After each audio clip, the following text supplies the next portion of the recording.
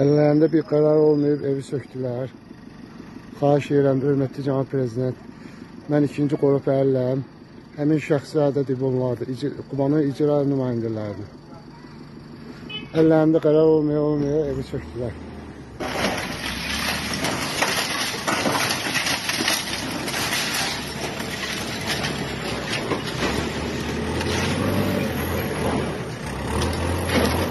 Baxın, evin önünə qoydular.